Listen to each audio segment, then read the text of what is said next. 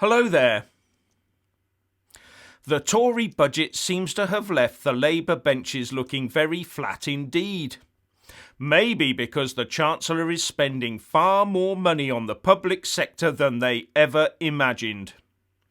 In fact, it made the Labour Party look as necessary as hiring a teacher specifically to mark Greta Thunberg's schoolwork.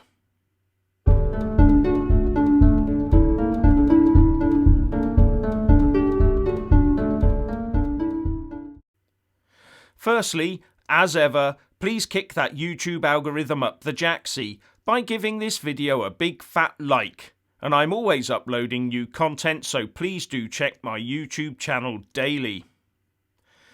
Well, it looks like this Tory budget has definitely pulled any sting that Labour might have had in its tail. The new Chancellor of the Exchequer, Rishi Sunak, gave an assured and definitely upbeat performance, talking throughout about this budget getting those promises the Tories made during the general election campaign done. He separated out the two major issues of the day, and having dealt with the pressing short-term requirements, he set about spending money, a lot of money, on preparing the UK for its post-Brexit levelled-up UK era.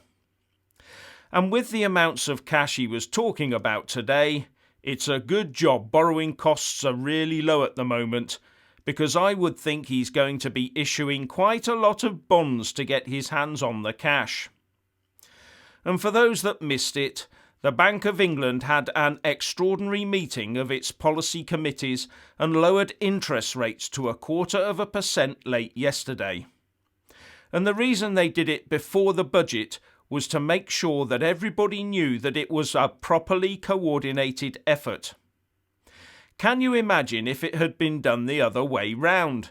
Then everyone would be claiming that the Chancellor's budget was undermined by an immediate bank rate drop. Anyway, on top of £30 billion for immediate concerns, Rishi Sunak has put together a £600 billion plan for post-Brexit UK infrastructure. And I will just point out that the Tories rubbished Labour's huge spending plans during the election campaign. Seems they might have been quietly listening to the left-wing talk as well. Anyway, after the Chancellor had done the usual commending of his own budget to the House and sat down, the rather pasty-looking leader of the opposition, Jeremy Corbyn, who had also sounded none too well during PMQs, stood up and tried unsuccessfully to pour cold water onto the budget. Most of his stuff was flat and gloomy, something the country is definitely not looking for at the moment, and it did nothing to dampen Sunak's budget. And the only time Corbyn seemed to get any real attention was when he decided to read a heartbreaking story from his little book of heartbreaking stories to the House of Commons and the nation. Now don't get me wrong, that story he related unquestionably highlights some of the failures of our systems, which indeed must be addressed. But having looked into a little of the case he talked about, Corbyn's oration came across as disingenuous and smacked of a man prepared to use another's terrible circumstances for political gain. One isolated case does not define a nation. It also felt as if he had been saving that story up for a day such as this. At such a delicate time for our country, we needed a strong opposition leader to show some true solidarity with the government. But instead what we got was the creepy jam maker of Islington North just wanting to score some political points with his ever-diminishing group of supporters. And given the current situation, I found Corbyn's words about as constructive as John Barrowman's comments on Dancing on Ice. And I don't watch Dancing on Ice. Now Corbyn might think that the country needs to spend like there's no tomorrow, but others would disagree. And commenting on today's budget, Matthew Lesh, the head of research of world-leading think tank the Adam Smith Institute, said, "It is seriously concerning that the government is looking at ripping up the fiscal rules, A Conservative government should not implement debunked Keynesian stimulus theories. And also that, but in the longer run, spending like a drunken sailor will not create a thriving entrepreneurial economy. Expansive vanity projects won't make us better off. Bureaucrats picking winners does not support risk-taking by entrepreneurs. The government should be cutting red tape on innovation like limits on biotechnology, not presuming to know what is best. Even former Tory Prime Minister Theresa May seemed a bit lukewarm, making comments about Boris needing to show restraint and caution, and wondering if there had been enough tension between Number 10 and the Treasury. Well, I think Dominic Cummings put the kibosh on that tension by merging the Number 10 and Number 11 advisory teams, don't you think? So Number 10 probably got everything it wanted. Now, due to circumstances that you will understand, the second round of Brexit talks due to take place in London next week are now in doubt. Our Brexit negotiators were expected to be engaging with about 150 EU27 delegates for 3 days of talks starting on Wednesday.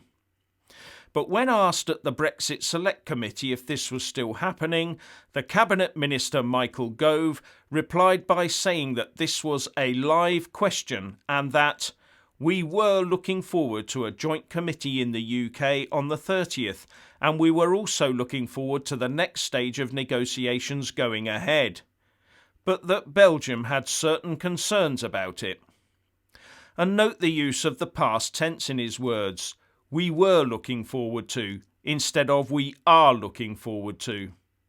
And if they are put on hold, it will deal a bit of a blow to the negotiating timetable.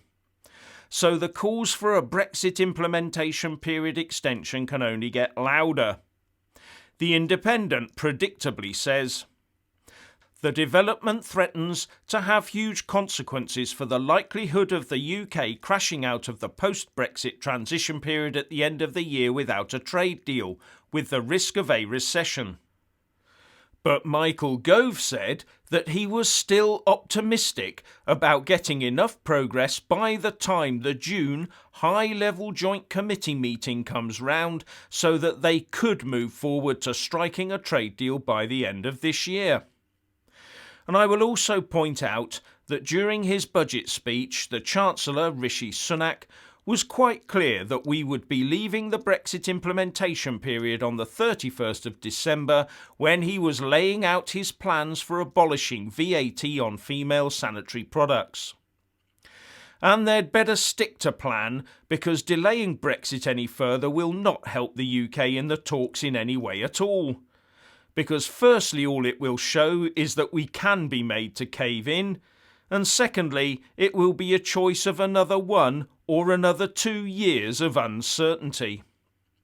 But the Prime Minister's official spokesman said, talks remain scheduled to go ahead next week, but clearly we will keep the situation under review and we will be guided by scientific advice. And the Telegraph reports that the use of secure conference calls was also being looked into. Oh, and don't lend your mobile phone to Michael Gove. He was being so pleased and preoccupied with his own wit in front of the committee, he managed to pour water over his own phone instead of into the glass. Something that got lefty-type comments on Twitter about being led by people who find water challenging and who literally can't pour a glass of water. The government is, though, at the moment spending money like it's water. Let's hope it's all well spent and well targeted. Now, it usually takes a couple of days for details of the true losers from any budget to be teased out of the small print. So we'll have to wait and see what the Tories' traditional voter base thinks of all this money being borrowed and spent on levelling up. Anyway, if you want to hear more from me, please don't forget to subscribe and also press that little bell or you won't get any notifications. And if you want to see more of me, buy a mug with my mug on it. So what do you think about this budget so far? Please share and comment, and thank you for watching.